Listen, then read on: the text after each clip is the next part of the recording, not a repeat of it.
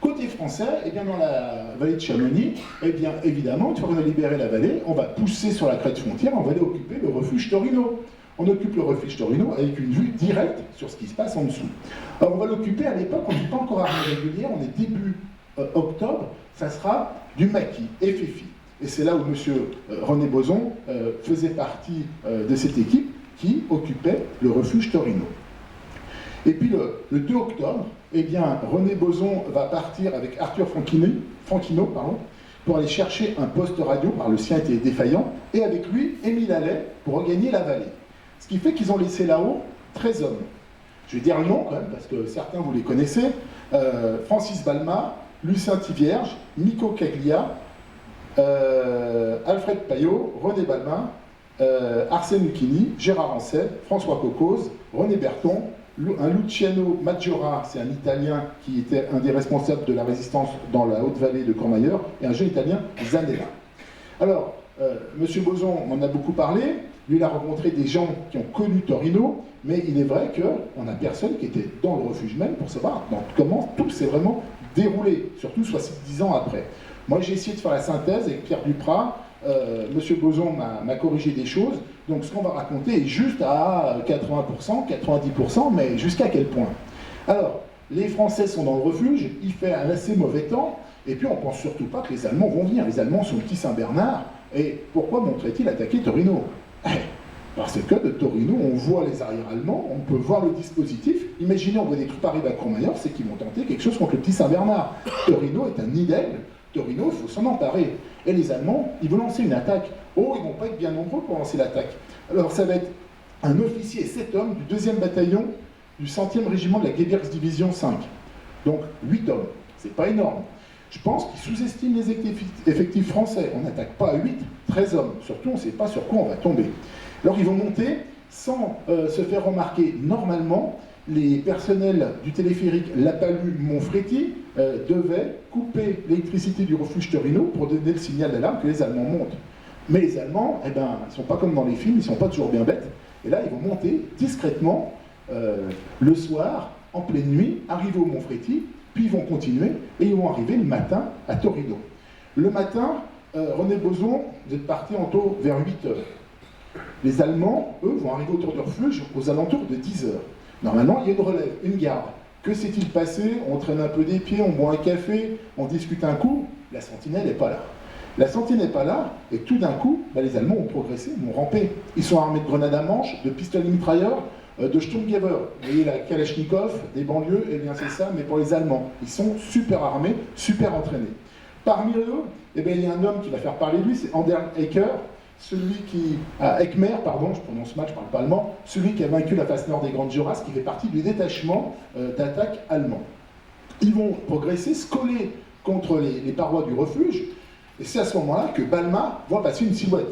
Qu'est-ce que c'est? Est-ce que c'est M. Boson qui revient? Est-ce que c'est Émile Allais? Et tout d'un coup, ça saute aux yeux, c'est les Boches. Les Boches sont là. La porte est enfoncée, les grenades à manche volent, les fenêtres aussi, ça rafale de tous les côtés. C'est une pagaille monstre. Alors, Lucchini, dont on a la fille parmi nous, a le doigt arraché. Cocos lui tente de faire une sortie, il est encore en chaussettes, il est fauché par une rafale.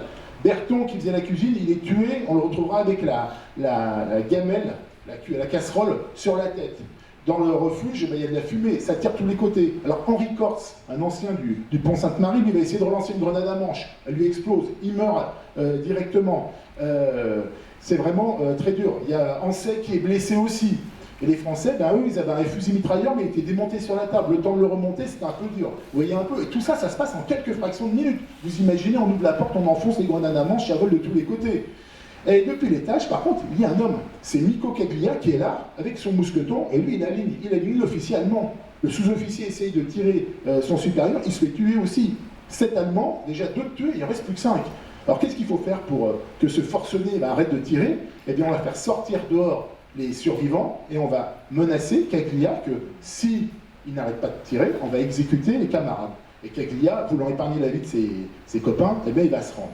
Alors, il va se rendre, on va prendre tous les survivants, on va les emmener vers l'Italie, mais en arrivant juste au-dessus du glacier de Toul, eh bien, l'Italien, j'ai déjà mangé le nom, le Major, lui, il va sauter. Il va sauter dans le vide, il va se tuer, on retrouvera son corps après-guerre, et sur lui, il avait des documents compromettants pour le reste de la résistance du Val d'Aoste. Vous voyez qu'il n'a pas hésité à se sacrifier pour ses camarades.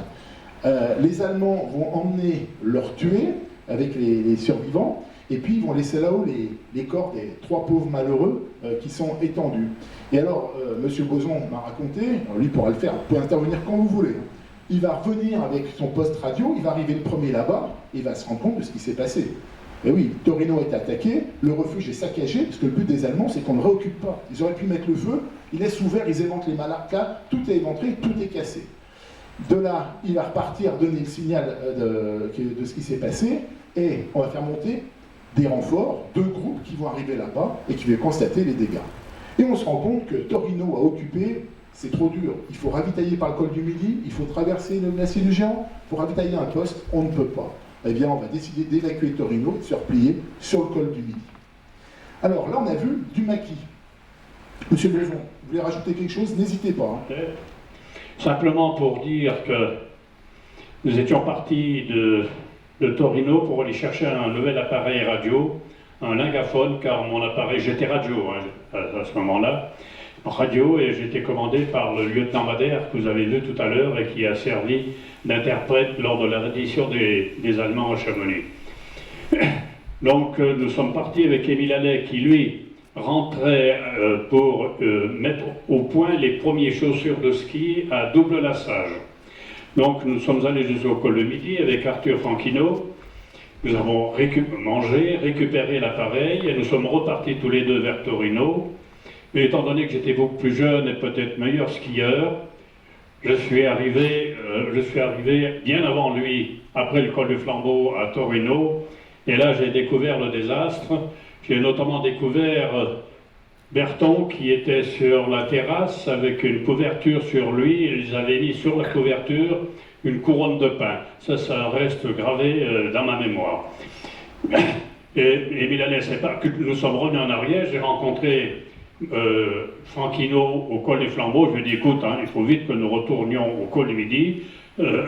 Torino a été attaqué, il semblerait que les Allemands aient déserté Torino, et bon, nous sommes rentrés au col du Midi, et du col du Midi, toute une équipe est repartie sur Torino pour récupérer les 3 morts que les Allemands avaient fait là-bas. Petite anecdote en ce qui concerne Berton, on me l'a raconté. Berton a été tué par une grenade à main allemande. Il semblerait que l'officier allemand a lancé la grenade sur Berton au fond du couloir. Il y avait un couloir à l'entrée du refuge. Berton a eu la présence d'esprit de reprendre la grenade, de la renvoyer sur l'Allemand, qui lui a encore eu le temps, durant les 10 secondes avant qu'elle éclate, de renvoyer la grenade qui est tombée sur Berton, et ça l'a complètement tué, bien entendu. Voilà, c'est tout ce que je voulais dire. Et puis ça c'est la plaque que Pierre Duprat a pris en photo au cimetière d'Aoste, où on voit donc René Berton, François Cocos, Henri Corte, et puis bien sûr le professeur Luciano Maggiora qui s'est sacrifié pour ses camarades. Et puis là, c'est l'enterrement des morts de Torino à Chamonix, voilà, en grande pompe. Malheureusement, 3 morts de plus. Donc on s'aperçoit que tenir Torino c'est plus possible, on revient sur le col du Midi.